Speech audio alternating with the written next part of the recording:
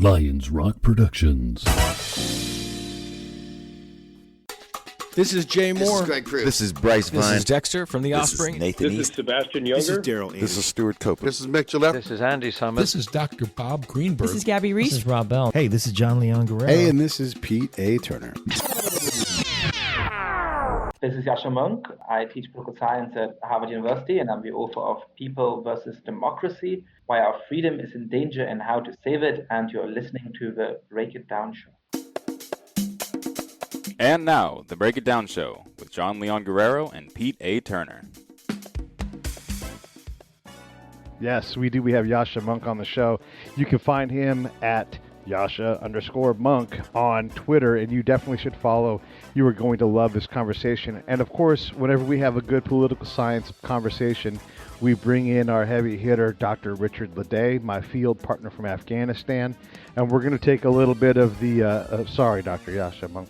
Let's take a little bit of the ivory tower and put it on the ground, and we're gonna rub some dirt on the ivory, and the ivory's gonna make sure that we know what we're doing, and we're gonna, I think, give everybody a conversation that you haven't had before. Look, Yascha's been on a lot of different shows. He actually has his own podcast, and you guys should definitely check that out. It's called The Good Fight, and he gets fantastic guests on there: Ann Applebaum, Catherine Rappel, Evan McMullen, all kinds of great people. And Yascha is an absolute expert. I mean, he teaches at Harvard, for crying out loud. So we're really fortunate to have him. I've got Scott Shipman sitting off to my left, kind of right seating with me here. But I want to get going. But before we go too far, there's a couple of terms that I wanted to give the audience a PhD level definition, so that when we talk about them, we're not going to get tripped up. The first one is, we're talking about liberal democracy. What is liberal democracy? The first way of defining liberal democracy is by telling you what it isn't, right? Because liberal in the United States often means liberal conservative, Democrat Republican, that kind of stuff. That's not what I'm talking about, right? In the sense in which I'm going to be talking about liberal today, you know, George W. Bush was as much of a liberal as Barack Obama, Ronald Reagan was as much of a liberal as Bill Clinton. So look, what does our political system actually, it tries to do two basic things. It tries to give people a real sense of individual freedom, where we can say what we want to say or not say, where we can worship whichever God we want, whichever way we think is right, or not worship at all, where we can spend our lives how we want. And in order to preserve that, we found over centuries, we need a couple of things. First of all, we need individual rights. That's why we have something like the Bill of Rights in the United States. And secondly, we need the rule of law. We need to make sure that, you know, the police is independent, that your local mayor or governor or president doesn't get to tell the police chief, you know what, I don't like that guy there, why don't you go and make up some grounds to throw him in prison? So that's what we mean by the liberal element, this complex of things we need to sustain our individuals. But of course, our political system also promises something else, which is collective self-rule. That there isn't a dictator or a monarch or a priest or an imam or anybody else who gets to tell us how to lead our lives. We collectively, as citizens of the United States, same is true in other countries and other liberal democracies, make our decisions for ourselves. A liberal democracy is a political system that manages to combine these two things, in which individuals have a freedom protected and guaranteed, and we together get to determine our politics. Yeah, that's a great definition. So what you're saying is that it's all about me not having plastic straws and pro-abortion. That's not what I'm saying. Oh, okay. All right, so let's do a couple other definitions. Yeah, you got to be careful with that word, Pete. Got to be careful with that word liberal, you know. That damn liberals. Hey, I also want to turn people off immediately when you say it. You know, yeah, but that's why it's important to get these definitions out of the way. That's why we start right there. Let's also define populism and nationalism, so we know what we're talking about with those two, Dr. Mounk. Sure. So, I mean, populism, you made a telling little slip up there before you caught yourself, which is you were nearly going to say popularism, right? Yes. And the problem is that it sounds like, you know, people want to be popular. And what's wrong with that, right? We live in a democracy. I was talking about that means self-determination, right? Well, sure, if most people like somebody, then they should get to do what they want, right? That's the idea. Well, look, that's not what we mean by populism. What political scientists mean when we talk about populism is a set of politicians who basically say, I alone stand for the people. And anybody who disagrees with me, anybody who's not on my side, is not a real part of the people. They are illegitimate. We don't really need to take what they want seriously. And so that's something very different. Right? It's normal that any political candidate is going to sometimes use some sharp political language, that they're going to say, you know what, the people who are governing right now, they don't really know what they're doing. You should trust me and vote for me instead. All of that is perfectly ordinary. But when they start to say, you know what, the other person is so bad, we should send him to prison. You know what, anybody who disagrees with me is unpatriotic, they're un-American. That becomes much more. What populists tend to do once they're in office is then to precisely undermine the kind of independent institutions that I was talking about, to sacrifice the rights of particular people who the majority might not like, and thereby impugn our individual liberties. And that's why it's dangerous. Now, nationalism, it's a little hard to define. It's the solidarity that people who believe themselves to be members of the same nation have towards each other. And it's difficult to define, I think, because there are such different versions of it. And we might talk a lot about this a little bit more later in the conversation. So there's a version of nationalism, which is ethnic nationalism, which basically says that where I grew up in Germany or Sweden, in Italy, in lots of parts of Europe, a lot of people believe that. But what makes a real Swede is that they descend from people who've been living in that country for centuries. They come from a particular kind of ethnic group. Perhaps they have a particular kind of religion, even if they might not be very devout. They're Protestant. And so anybody who lives in that country who comes from the outside can't be a real Swede, and they shouldn't get the same rights, they shouldn't get the same treatment. That's one definition of nationalism. And a lot of the left tends to reject nationalism because they don't like that. And one of the arguments that I make in my book is that there's other definitions of nationalism as well, like one that all of sort of the historical shortcomings of the United States has actually in some ways dominated American history, and that's civic nationalism. The idea that what makes you an American is not your skin color, it's not your religion, it's not even whether you're born here. It's whether you are willing to subscribe to a set of basic political ideals and to undertake to have solidarity with your fellow citizens and to become a United States citizen. And if you are, then you're a member of a nation. And then we have special duty to protect each other, to help each other, to serve each other's interests. That doesn't mean we have to go and pick conflicts with other countries. It doesn't mean that we think the only way to do right by the people of the United States is to do wrong by other people.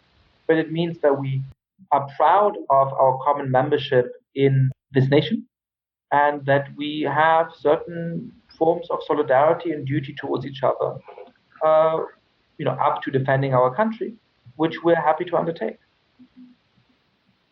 So it sounds to me like civic nationalism versus the ethnic nationalism. You can actually have a different type of nationalism that's you're still patriotic. You still have these sentiments towards your country, if you will, towards your nation. But with civic nationalism, it doesn't have to be grounded in some sort of racial or ethnic identity, even religious identity. So there's a subset here, or different type of nationalism. And that civic nationalism, I mean, that could be people that are united behind the idea of Bill of Rights, rule of law, liberal democracy. Is that a good summary? Yeah, that's exactly right. But if you have an understanding of civic nationalism, then, it is in a way one of the oldest phrases in the United States, a pluribus unum, that we can be very different from each other and yet come together as one, which doesn't mean that we're all going to be the same, right? We know that the United States is a pretty crazy, complicated country with lots of people who are very dissimilar to each other, and that's fine, though we can still think of ourselves and of each other as Americans. And that's the idea of civic nationalism. And it stands in competition, as you say, to this ethnic nationalism that basically says, no, there has to be a certain kind of homogeneity in our country, but we're not going to be exactly the same unless you are, for example, white and Christian, you're not a real American. Or unless you originate on the Indian subcontinent and you're a Hindu, you're not a real Indian. Civic nationalists like me want to reject that idea. So how do we strike a balance between healthy nationalism, civic nationalism, and we always want diversity, but the opposite of diversity is unity. So how do you blend those things? Because when you look at a nation like Japan, that's primarily what we would all identify as Japanese people. It's easier for them to move in a common direction because they are a common people. They are all one set for the most part, and a lot of countries have that they don't have. I mean, I would say like that New Guinea where they have a complete pan diversity, but how do you balance the legitimate desire to protect each other and then also balance out how you bring in new ideas, new thought, all of the people that come to America that make it great, whether they come here with literally nothing in a shipping container and then 2 generations later there's millions of, how do you do that? Yeah, look, it's a really hard thing to do, and political scientists know that this is a hard thing to do. But there's different models of how to make that work. The United States has never been homogeneous in that kind of way. Right. We've always been a country of immigration, of people coming from different parts of Europe with very different religious denominations. Today, in our imagination, it may not make such a huge difference what particular form of Protestantism you subscribe to. But for hundreds of years in the early history of the United States, those differences seemed and were monumental to people, right? So we've always had a model where we try to make it work by reconciling those differences. There's other countries that have historically relied on much more homogeneity. And I'm actually sort of more pessimistic about how easy it will be for them to make it work, because they don't have this imagination that what it is to be an American is to be a citizen, to pay allegiance to the flag. They think, no, it's this ethnic stuff, it's this religious stuff, right? So I'm actually pretty optimistic about the United States being able to do that, because we have always done. But we have to get away from this idea of how much nationalism, which I think is strong on parts of the left, that basically say, look, we've seen how dangerous nationalism can be. And if you read a little bit of 20th century history, they're absolutely right about that. World War II was caused by extreme German nationalism and led to hundreds of millions of victims around the world. And so their temptation, their instinct is to say, let's run away from nationalism. This can only be dangerous. The way to manage it is to try and dampen it down. And my metaphor is a different one. I think of nationalism as a sort of half-domesticated animal. But if you leave it on its own, or you allow the worst kinds of people to come in and stoke it, it's going to run wild, right, and do a lot of damage. And what you have to do instead is to try and tame it, to own what it does, to engage with it, right, to make it more docile. So it's not for me about do we want more nationalism or do we want less nationalism. It's about what do we take that nationalism to mean? How do we fight to make sure that when people chant USA, USA, they don't mean, throw anybody who's Latino out of the country. They mean let's stand and stand in solidarity with each other and build a good country. And I think that's what most Americans do mean. I like that analogy because it makes me think that there actually has to be some learning. That wild animal is just going to go off of instinct, but if there's some learning involved, how as a population are we supposed to learn? It's hard. It's hard. But I think one way that we learn is by having shared institutions, not just shared political institutions, but shared social institutions. But when people actually have, when they go to school and there's classmates who are of different ethnicities and religions, when we go to the workplace and have co-workers who are from different places, when we go to the army, and they have comrades who are from all kinds of different parts of the country, of all kinds of different backgrounds. That's when we forge real commonality. And I think that is something where we politically have to do much more, because unfortunately there still are forms of disadvantage and segregation and so on, which make it harder for most Americans to have those experiences. But it's also where parts of the left have to be a little bit careful, because I think that there is a certain instinct to celebrate difference and to some extent to even demand sort of each person to stay in their own lane, in one phrase that's now quite popular, which actually runs counter to the ideal of a multi-ethnic society that I have. It actually tells people, you know what, stay in your own groups, and we like diversity, but we like each group to stay amongst themselves. I think that to me is is a completely wrong idea of how we're going to make a multi-ethnic society work. I like that because that brings up some of the stuff that I've studied in my own work, which is, I mean, it takes a healthy amount of civic engagement if we're indeed going to learn. Yeah. And your being in the military reference, I think, was spot on for me personally, because I'm from the South, so there's a lot of white, a lot of black, but it wasn't until I was in the military that I really got to engage with Hispanics, for example, and that was at a very young age, where I even, one of my best buddies in the Army was from Puerto Rico. I had another friend from Cuba, never met anyone from Cuba before, but we all, you're right, we were able to have some learning experiences together, and we did have shared values, even though we're all of a different ethnic groups. I wanted to ask, so when we look at these different groups that we're trying to blend together in a moving thing, we have so many different areas of contention, right? Like, so I saw a meme the other day. It was Jean-Luc Picard going, "Why do they keep saying we're a democracy when we're a representative republic?" And then there's people that say we're a fascist government, and all these different things. If we can't even decide what kind of government we have in our normal day-to-day rhetoric, we talk with each other, how the heck do we get on the same sheet on a liberal democracy, or even start to understand that? Yeah. I mean, that's hard, but I actually think there's more unity of understanding there than some of those fights would suggest, right? I mean, okay. you reference this. I get it over time. I talk about liberal democracy, and a lot of talks with somebody who makes exactly that point. Right? It's like, oh, actually, we're don't you know we're a representative republic? Look, I know that. Thank you very much. I talk about it in my book, actually. One of my favorite texts is one of Federalist Papers, which says that the real distinction between a democracy and a republic is that in a republic, the kind of thing that we, the founding fathers, actually want to put in place, there is a total exclusion of the people in their collective capacity from any share in the government. When you teach that to a bunch of 18-year-old kids, they say, wait, that's my political system? What are you talking about? So it's an important thing to make people understand the complicated origins of our political society. But at the same time, every American, including ones who talk about the constitutional republic, does believe that we collectively should be allowed to rule ourselves. But part of the point of our political system is to sustain a set of institutions that actually do over time allow us to have that autonomy. That we don't want to allow a dictator, but we don't want to allow a monarch or a priest to tell us what to do. And the way we do that is indeed through a set of relatively complicated institutions that come from the Republican government, democratic political tradition.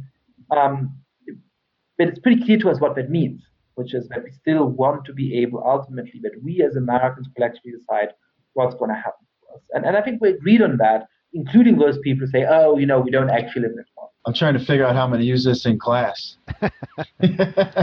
This is going to take care of one of my lectures for me, so thanks, Yascha. Sure, my pleasure. Back with this theme of all the different variables in our crazy, exponentially weird, multivariate equation that is the U.S. We also have this, and you talk about this gap, this split. I wouldn't call it quite a schism because that would kind of be religious, but there are a variety of chasms that we have to try to get across. And Dr. Rich talked about educating, and it's easy to think that you are educated, but we also have a tendency to get into the echo chamber. We just had Peter Van Buren on the show. It's actually his show posted today because he was just banned on Twitter, where you have a guy who makes a zombie joke about MAGA followers eating a reporter's face. Whatever. It can be a little off-colored, but that's not something that can't be part of the marketplace of ideas. But Sarah Zhang, who writes clearly racist things, is still on Twitter. So and it's not a commentary on that decision by Twitter, but we have this divide between what is okay and what isn't okay. And if we're going to have a liberal democracy, that requires a little bit of tolerance on each other. Like, my freedom doesn't mean that you don't have freedom. Like, I have to be able to withstand, what you think you need to do, and vice versa. What are your thoughts on this chasm, and how do we deal with it? And is it any bigger than it's ever been? I mean, we often lose sight of 20, 30 years ago, and heck, 500 years ago. So help me understand that, actually, the both of you, please. I certainly think that there's been more illiberal and more anti-democratic moments in U.S. history, but what we've seen is, I think, a very serious regression in which practically no agreement across the political aisle on a whole bunch of basic principles and institutions. And that's really worrying, right? I mean, look, even, I have my interpretation of the fight between, for example, Donald Trump and the FBI and the Department of Justice. In my mind, it is a case of a president attacking those institutions in ways that are unfair and unjust. Other people may disagree with me on that, but even if you disagree on that, what we have in common is a recognition that we have no consensus about something, but we really should have social consensus about, right? So that's the first thing. I mean, on the other questions you're talking about, obviously there is a distinction between private entities and organizations which can regulate how people, what kind of speech should be allowed on them. And so in that sense, I'm less worried about Twitter banning various people or whatever than I would be if this was the government itself, or if it was, as is the case in some European country, the government telling people that certain kind of speech is actually going to be punishable by prison and so on. But because Twitter and Facebook now are very important public fora, we do also need both a social conversation and hopefully some amount of legislation around how you ensure that people with different kinds of political views retain access to that. In the same way in which there's historically been legislation and Supreme Court jurisprudence in the United States that more can't just ban all kinds of political protests. And certainly they can't selectively ban political protests on its territory, precisely because a mall plays such an important civic function in a community. And that makes sense to me. So then we have to get into specifics. I mean, I think that generally speaking, fewer people should be banned and fewer people should be fired for what they say. And we should have, we should engage a little less in outrage machines on all sides of the political spectrum. I myself have written about Sarah Jong. There's a column about her on Slate. One of the things that I found sad in that debate is that there was such a predictable pattern in what people said about it. People on the right attacked her, often called for her to be fired, or even characterized her speech as being obviously on a par with, say, the alt-right. And when people on the left basically uncritically came to her defense and not just said that she shouldn't be fired, which is something I agree with, because they were saying I think that a lot fewer people should be fired for various things they said, but they also celebrated the tweets and said that actually, there's really nothing to be worried about at all in the kinds of things that she said. And so I wrote an article that from, a moderate left-wing perspective, tried to explain why the kind of speech she engaged in is very noxious and precisely doesn't help us to build the kind of multi-ethnic society that I talk about, that it divides people across ethnic and religious lines, that it tries to emphasize what divides us rather than what we have in common. That this is the reason why, even from a left-wing perspective, we should be very careful and be willing to criticize that kind of rhetoric. Yeah, and at the end of the day, too, to go back to something you mentioned earlier, Twitter, Facebook, these are private companies. They can ban people. Just like no shirt, no shoes, no service. Right. They can ban people from their forum. So it's really up to the users and the consumers to use and consume with I go back to that civic virtue, because when we're just trying to incite people, we know that we're not building on shared experiences here. We know we're not building on common ground. I mean, Pete, you bring up the idea of the memes. I think they're funny, but they're not helping.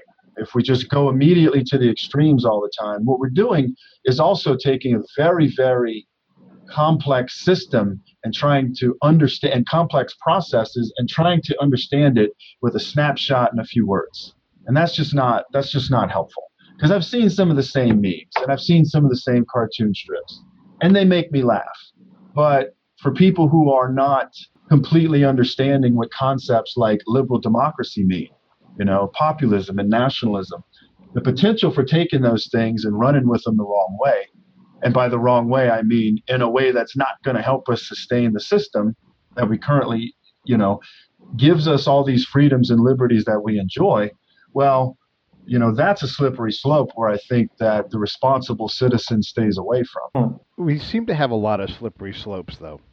At what point are we crying wolf? I mean, is this just a normal exchange? I mean, I know we're worried about liberal democracy and maintaining it, but there seems to be so many areas where, we can't give ground here.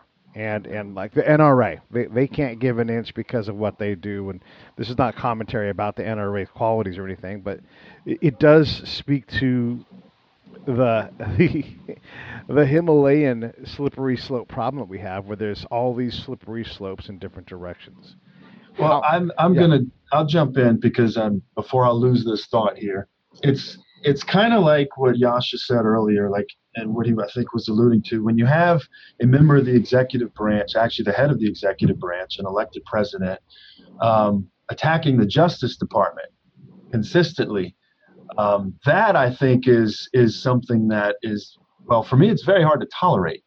I may or may not like some of Trump's policies, but when you are attacking one of the institutions that is part of the bedrock of our rule of law, then I think it's time that, other than political scientists, I think other citizens should be, waving their flags and saying something's not right about this.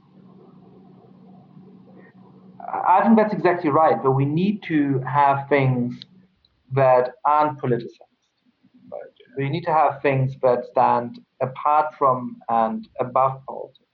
And I personally agree that certain forms of constraints on how we talk about the world should be included in those. So obviously we shouldn't be allowed to punish people for breaking those kinds of norms or anything like that. But I think we as citizens who actually have hoping to share this country with each other for centuries to come should be very careful about the kind of inflammatory language we might engage in, whether it's against certainly other ethnic religious groups or just against people who prefer a different political party, who have different values, who have different kinds of religious and moral beliefs and so on.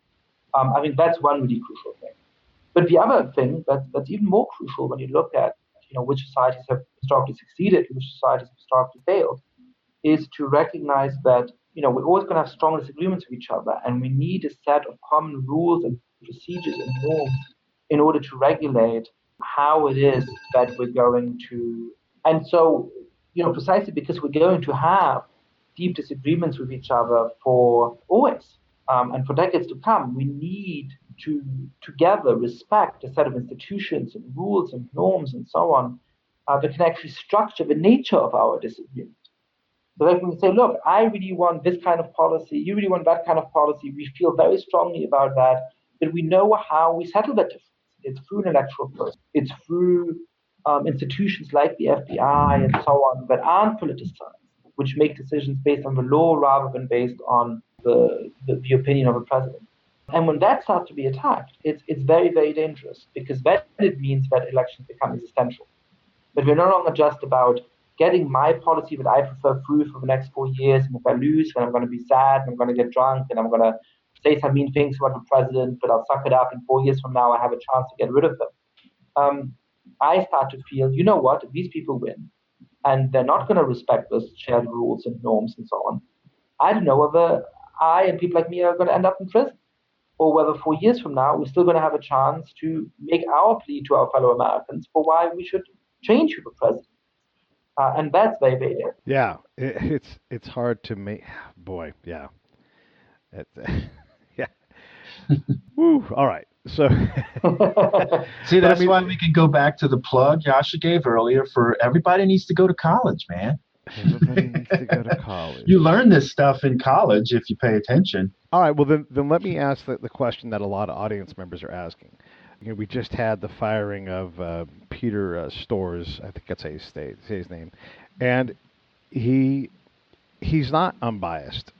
And look, I'm a counterintelligence agent by trade from the military. When you have top secret on your home server, that means you've got my name running an operation, all the facts, where anybody can exploit it. That'd be a crime if I did it. But when Hillary Clinton did it, and this is not commentary about politics, this is about FBI, right?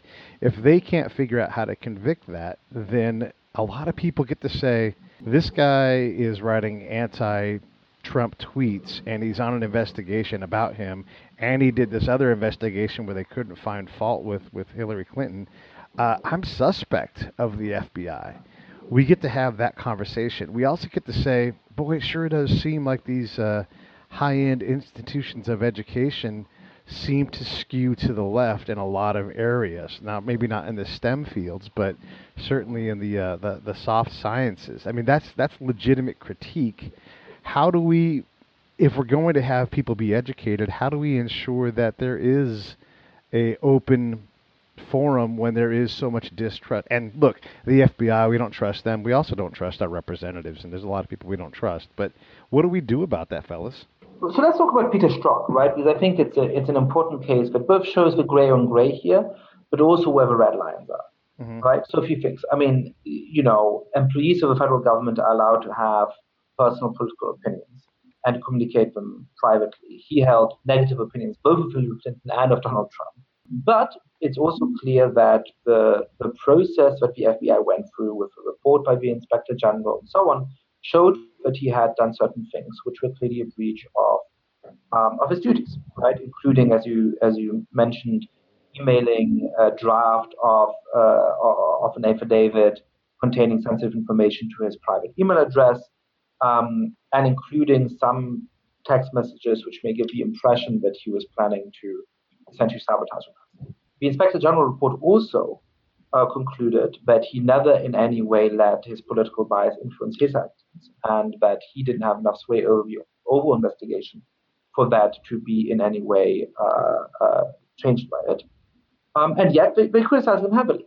And what Christopher Wray, the now director of the FBI after James Comey was fired, told a congressional hearing is that the investigation into how to punish Peter Strzok would be done by the book, which to any reasonable observer means using the normal kind of procedures through which the FBI goes when one of its many, many employees does something wrong, which happens all of the time, right?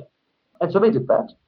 And what it's called the Bureau for Professional Violations or something like that, I forget the exact name, decided is that he should be demoted and he should be suspended for 2 weeks. And that is in keeping with the kinds of decisions they have usually made.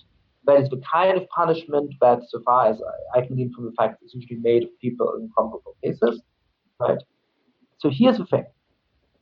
That was overruled by the deputy director of the FBI, who decided to fire him instead, in a political environment in which the president of the United States keeps taking to Twitter to demand his firing, in which he has already fired the head of the FBI. He's already fired a deputy director of the FBI. He's already...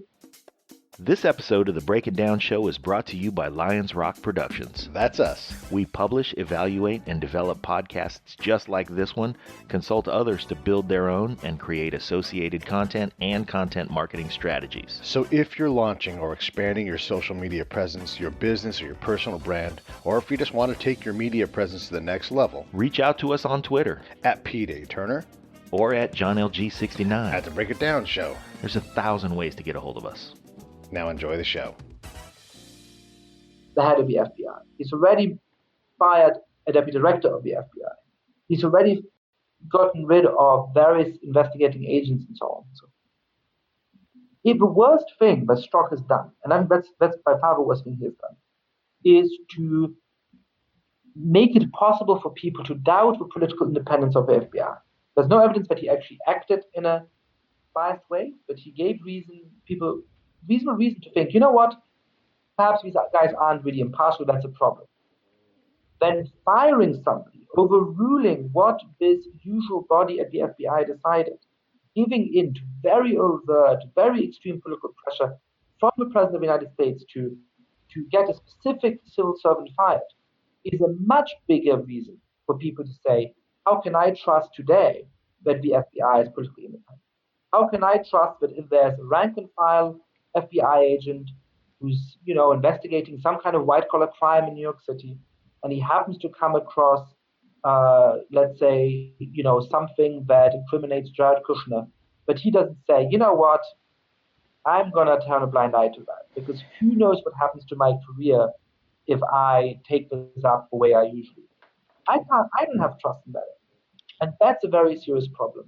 And so in that way, I think the firing of Peter Strzok is a grave violation of the independence of law enforcement agencies and so on, that we need to preserve, which doesn't mean that Peter Strzok didn't do anything wrong, which doesn't even mean that if the independent body that was investigating him had recommended firing him, then perhaps it would have been appropriate to fire him. But that's not what happened. And that essentially erodes trust in our institutions. And that's why this is so problematic. And that's why citizens who are concerned, even if you're on the right or the left, I think that being concerned about this particular FBI agent's firing, I think this is a big deal. Another part of this conversation, I think, and correct me if I'm wrong, wasn't he removed from the investigation? This collusion or the Rush investigation, whatever form of it, whatever it's morphed into, wasn't he removed as soon as his actions came to light? I mean, shouldn't that at least, and this gets omitted from the conversation, I think, shouldn't this actually speak positively of the FBI and the people in charge, that as soon as his actions came to light, he was taken off the case? Yeah, he was working HR, which is, Yeah. in any organization like the FBI, sort of the worst punishment you can get, right? He was sort of saying, this guy works this shift, this guy works that shift. But All right, so let's get away from a little bit of that, and let's talk a little bit about. So in the latter half of the book, you start to talk about your recommendations and everything, and you obviously have the license to do that. Rich has taught me a lot about how these things work. But my question that I kept being struck with was, in a true liberal democracy, does it force iteration faster than especially in the United States? We could talk about Poland and Greece and other places that are a little bit homogeneous in terms of ethnicity, but does liberal democracy move faster than 330 million people can handle if it's if it requires that much tolerance, that much education? well, I don't know how much education it requires. It certainly requires some amount of tolerance, but that's not a question of liberal democracy, right? I mean, we live in a country that is very diverse. So if we want to keep the peace in this country, we're going to have to get people to tolerate each other. I think that's going to be easier done in a liberal democracy than in other political systems. But it's not like, because I like liberal democracy, I sort of somehow think people have to tolerate each other. We got to tolerate each other. I mean, it's either that or violence in the streets. And that's something that I think a lot of sort of critics of what I call multi-ethnic society don't really understand. I mean, sure, perhaps in Japan today, policymakers have the choice to restrict immigration, which, by the way, means that the Japanese population is shrinking rapidly. So it has some disadvantages. They can say, you know what, we make that choice because it'll be easier to keep our society together. And the way it's historically worked, we have doubts about how much diversity we can make work here. That is a historical choice that is to some extent open to the Japanese people, not completely, because they're relatively diverse actually in certain ways, but that's possible. In the United States, that's not possible. In much of Europe, that's no longer possible, because we have people of different religions, of different races, of different origins living together. And so either you somehow essentially ethnically and religiously cleanse the country, which would vast suffering of hundreds of millions of people and essentially civil war, or you got to make it work. So I'm not willing to think, can we make it work? How does it? I'm only interested in thinking, how do we make it work? Because that's the only realistic alternative we have. A lot of your research that you cite talks about the desire or the acceptance of younger generations to consider more of a totalitarian style of government and this is like one of the big fears is, by the way, we're talking to Dr. Yascha Mounk, who teaches at Harvard. You guys should definitely check out his book. I've read it. It's fantastic. It's called The People versus Democracy: Why Our Freedom is in Danger and How to Save It. We've talked a lot about the Trump things, but let's also talk about the extremely large electorate that's coming up, these young folks, and where their mindsets are. What do we need to do? What do we need to worry about? What the heck is going on? Well, I think, there's polarization, and there's the way in which people get incited against each other on social media, and, something that's actually not representative of of most Americans starts to look representative, right? So I don't think that most people engage in the kind of racially incendiary language that we were talking about earlier, but that's what a lot of the right now thinks the left does, right? Because that's the most visible manifestations of it. So that's all of those reasons that make us think that we don't have much in common.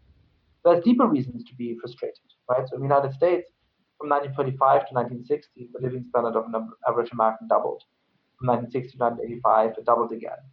And since 1985, it's essentially been flat, it's been stagnant. So that makes a huge difference in how people think about politics.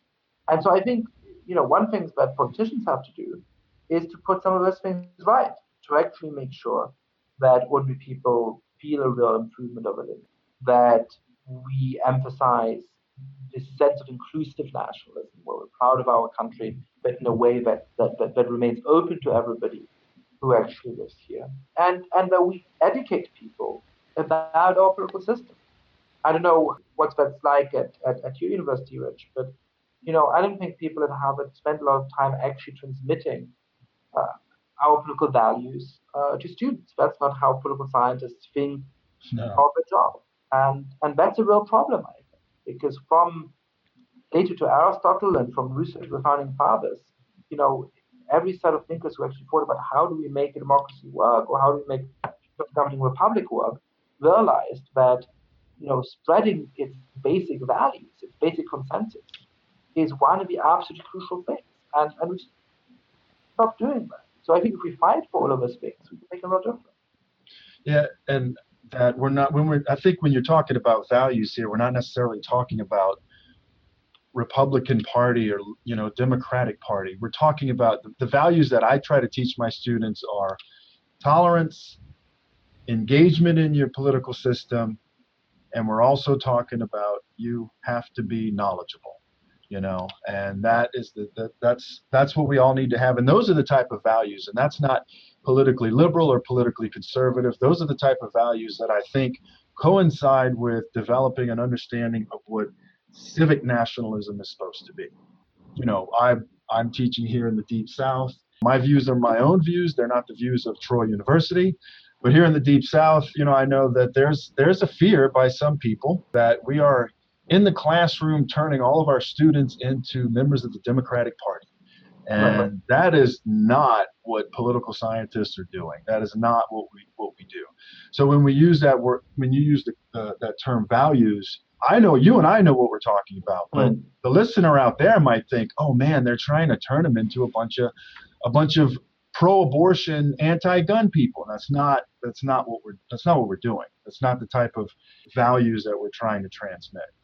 Yeah, the kinds of values that we should try to transmit are the ones we need to sustain a common country, which is that we can have deep political disagreements about all kinds of things, and hopefully good education allows you to make your own position more smartly, to understand where your adversary is coming from, because we all have psychological biases which make it easy for us to think that we're smart and everybody else is stupid, and hopefully good education forces you to understand the reasons why other people disagree with you a little bit better.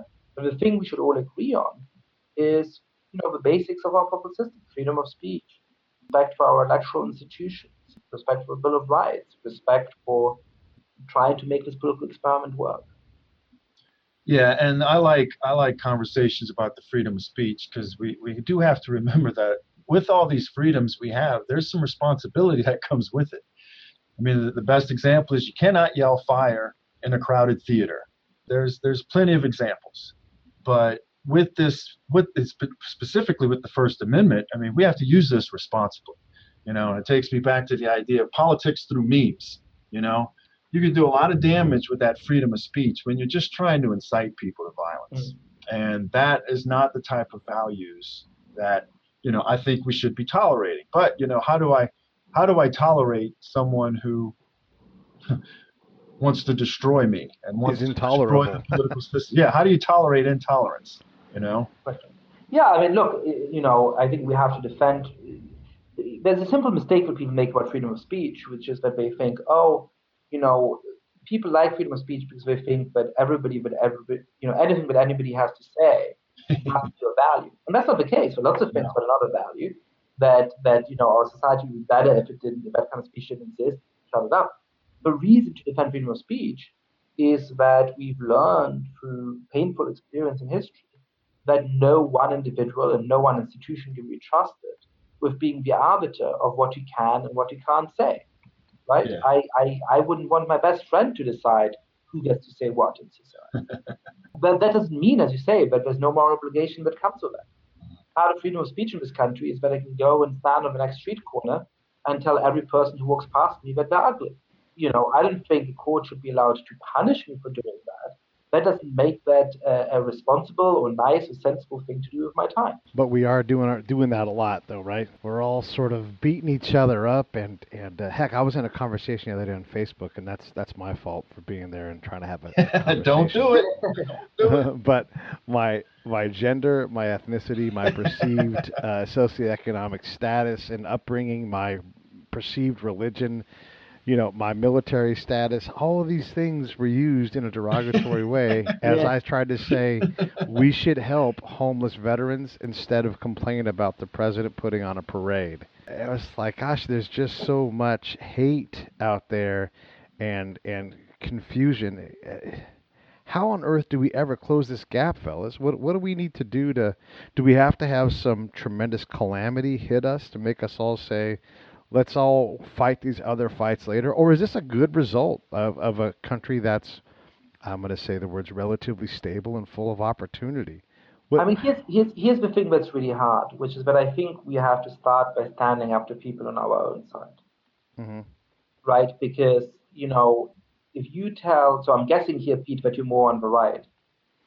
I'm in the middle. I piss everybody off. I really do. That's the best I ask questions from a right kind of stance because I know that part of the audience is listening as well, and I want to make sure that we account for those guys. But look, I'm not even pro-life. I'm pro or pro-choice. I'm pro-abortion. Like, we have to have it. There's no good solution to this, and so I don't want my daughter having to go to Mexico to get an abortion if she makes a bad decision. I'm left-leaning on plenty of things. So. I'm sorry, I jumped in on your question. But, yeah. I just meant, it's nice for me to police, the alt-right or something like that, and then for the right to say, oh, look, this or that lefty said something crazy. That's not going to improve it, right? Because it'll just feed the polarization spout. And we spend some of our time doing that, and that's fine. But, it's people who are more conservative who've got to say, hey, you know what, this thing that, some Republican politicians said is really unacceptable, or this thing that people from extreme on the alt-right say really is beyond the pale, this is not, they might call themselves right-wing, I'm conservative, I might be conservative, like, this is nothing to do. And the same way, people on the left have to be self-critical and tell people when, just abusing people because of the race or their religion or the military status or something like that is just unhelpful, and it vilifies people in unfair ways, and it's just not conducive to any kind of constructive dialogue. And there's people on the right who can come in and say that and make all those points, but it's the people on the left who need to use the capital they have there in order to gain a hearing. So that's what I try to do, for example, in some of these contexts where, most people on the left say, oh, well, I'm not really going to criticize that. And I say, hey, is it really a helpful way of speaking about the world to tweet something like, look at how much pleasure I get out of being it's kind of sick how much pleasure I get out of being cruel to old white men. But maybe meant as a joke in certain ways, right? Given that it sort of bills itself as being, part of a rebellion against an unfair system, it may not be as bad as if you said sort of the inverse. But that is not a helpful way of talking about the world. It's not a way of moving towards the kind of multi-ethnic society that we want to build. And so that's why I called it out. And it was a little scary to call it out because I knew that I would piss a lot of my friends off and that a lot of people wouldn't like that. So that's what we got to do. And there's plenty of people who do that on the right. I'm thinking of somebody like David French, one of the writers at National Review, who I think is really good at clear, proud conservative. He's pro-gun, pro-life, etc., etc. So when people talk in uncivil or unpleasant ways on the right, he's willing to call it out. And it doesn't always make him popular, but it gives me a lot of respect for him. So Yascha, what should I tell my students when they ask me, what do we do when the alt-right shows up to demonstrate at our campus? Or what do we do when David Duke wants to show up? What's the best response for them down here in Alabama? And not all of my students are lefties, by the way, but they're all not extreme right, you know. Right, we got some diversity of thought here, but what's the best response for them? I think protest robustly, bring lots and lots of people out for peaceful protest. I would rather have 10,000 students show up for peaceful protest than 300 for violent one. Show them that 25 people show up to go and see David Duke's speech, and there's 10,000 people in front of the venue exercising the right to peaceful protest. That's the best way of dealing with that. Now, by the way, I think that it depends on once you get to people who really essentially deny the right of certain students to exist. I get the attempts by the administration to ensure that they don't speak up. Somebody like David Duke, I think that's a very extreme case. For a lot of the other speakers who have been controversial, I think this is part of the responsibility we were talking about earlier, that any student organization has the right to invite them. I would wish that they be more responsible and that they don't invite people to campus who don't have much of an intellectual contribution to make, and who they just invite in order to get publicity and in order to stoke tension. Once they do, if they're not as extreme as something like David Duke, then I think the administration of the university has a duty to ensure that they can actually speak and express their opinions, because otherwise you get what's called the heckler's veto. Otherwise, the person who's willing to shut the most things down gets to determine the limits of what is acceptable. And I certainly don't think that it's legitimate to shut people up violently, but it's absolutely legitimate to try and get as many students as possible out to stand in front of the venue and hold signs and chant and show that they disassociate themselves with those views and that particular speaker. I wanted to ask you, we're about to come up on a presidential election, and it seems like it might be a bit of a free-for-all since, Donald Trump kind of broke that system. And we're so terrible towards our president. I don't know how long, I guess it's been the last 3 presidents. Most of us have not liked that person. So who do we need? I mean, left, right, whatever, who cares about that? But who's someone that's going to draw us more towards the middle so we can actually make progress on some of this lack of unity that we have? Who do you like, or what type of person do you like? Because we can't have 2 near felons running for office. We need to have a higher quality person, but we also have to not be a dick to anybody that comes in and says, I'd like to be president. Look, I mean, I think that we've had a set of choices in the last 12 to 16 years, which weren't perfect, but which we could live with. I mean, I thought that, if you go back to 2012, Barack Obama and Mitt Romney were both very honorable men. I think in 2008, John McCain and Barack Obama were both decent people, and McCain, by the way, recognized that in a way that I thought was precisely encapsulated the spirit of a democracy. When in the days before the election, at a town hall event, a lady stood up and said, look, I think Barack Obama is a Muslim and an Arab and he's dangerous for our country, or something like that. Yeah, all right. And McCain said, look, I have deep differences with Mr. Obama. I think I'd make a much better president than him. But he's an honorable man, and you don't have to be scared if he runs our country. That's exactly that spirit. And the same, in 2004 and 2000, go back to 96. The minimum we need to demand is somebody who actually has minimum respect for the political opponent, minimum respect for the political system, for the rules and norms of our democracy, so that for the people who are going to lose, and close to 50% of the population are always going to lose. That's the nature of a democracy. For the people who are going to lose, they can say, hey, you know what? I don't have to have existential fear for the next 4 years. I feel like I'm still going to be treated decently in my own country, and I don't have to be worried that 4 years from now, I no longer have the chance to vote this person who I dislike out of office. Yeah, I think that's a reasonable way to look at the presidency, and hopefully we get some people that maybe are in that vein. And like you said, we haven't necessarily had the choice that we want, but heck, we never get that. Rich, I was asking Dr. Mounk about, we had, I'll call them two near felons in our last election that were their viable options. And we're terrible towards the president. And you and I have had this conversation before. Like, we just treat the person like crap because most of us don't like that person. Is there a person out there or a type of person that you think we need to have as we try to protect our very delicate political stability that we have? Because you and I have been to very unstable places where instability is the norm. Mm-hmm. What do we need to do in the future? I don't necessarily need to know about a specific person, but what do you think? See, I don't know if there's necessarily a person that's going to do it, other than bringing together a lot of the things that we've talked about. Like, you got to have a high amount of respect for your own institutions, regardless of who's running those institutions. That's why we have elections, you know. So I would say, though, it's not necessarily, like, as a society, it's not necessarily a person in that office, but I would suggest something a little off the wall here, that maybe American citizens start focusing their attention on local politics and state politics, because it's not the president that makes sure that the potholes get fixed. Right. You know, it's not the president that's making sure that the local school board is choosing good quality textbooks, you know.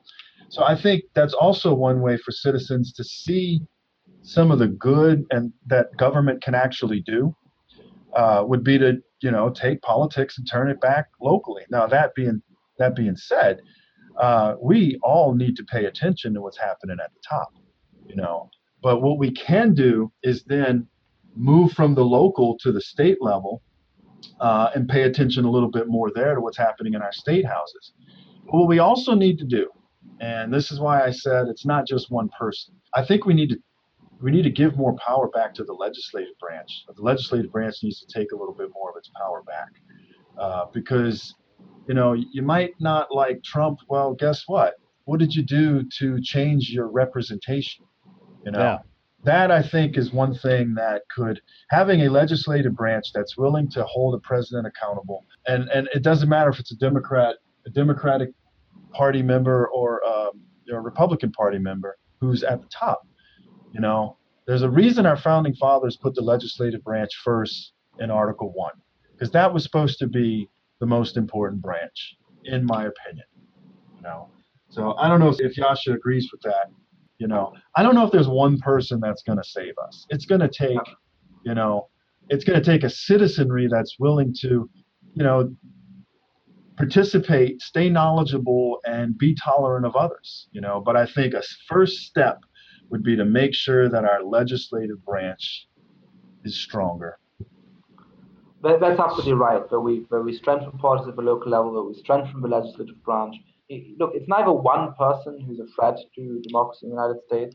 You know, personally, I do think that the president's unwillingness to accept some of those basic rules of our political system are very dangerous. He could only have won because of deep disenchantment, and I fear that he's going to be succeeded eventually, perhaps not in 2020 or 2024, but eventually by other populists who are actually more dangerous to the system, more determined to undermine it even than him. And the same way, there's not going to be one savior. This is a question of us, over the course of many years, many decades, addressing some of the shortcomings of our political system and re-engaging with citizens. And that's really, you know, if I go around the country talking about this stuff and so on, that's really what I'm trying to make a tiny country. You know, one thing we might think about doing too, Pete, is to talk about this as a legitimate national security issue. You know? Because when we are acting the way we're acting right now in our, you know, politics by memes, we really open the door for our adversaries to inject more false information or more hatred, or to feed off of these divisions. And I'm under the impression that a lot of these divisions are magnified beyond what they really are. Not everything is as serious as pro-life versus pro-choice, and the moderate middle gets left out of the conversation. I'm under the impression that a lot of our divisions I'm not so convinced that the American public is as divided as it's made out to be on all the issues. I do think our political class is quite divided, and a lot of them have gotten in the position of power because they've fed off of our divisions. Yeah. My girlfriend made a great point the other day with the president's tweets and whatnot, and if that was happening from a country like, say, Iran or Germany, we would be a significant problem for the world. We would all be going, "What the heck is going on over there?" And we've got to, like you said, have the legislators. Yeah, own a little bit more of that checkbook and that legislative, actually write some laws that maybe rein that stuff in, because you're right. And of course, you guys have taught me that we have term limits. You can absolutely vote somebody else into your office, and it seems that we always want someone else to have a new representative or senator, not me and my district. Leave me and my district alone. So it's it's a lot of. We love our representatives, but we don't like the representative body. Yes. Hey, everybody. So this is Yascha Mounk. Like I said, he's written this fantastic book, and I know that you guys are always interested in things that I'm reading, and this is a fantastic book. It's called The People versus Democracy, Why Our Freedom is in Danger and How to Save It. Of course, we have Dr. Rich, as always, bringing all the great knowledge and the practicality. We'd love to have you on another time again, Yascha. Maybe we can talk about what Rich and I have seen in conflict zones and bringing quote-unquote democracy to those places. But I just wanted to thank you, and really, it was a fascinating chat, and I really appreciate it. Good talking to you, Yascha. Thanks a lot. This is a ton of fun, and sure, I'd love to come back.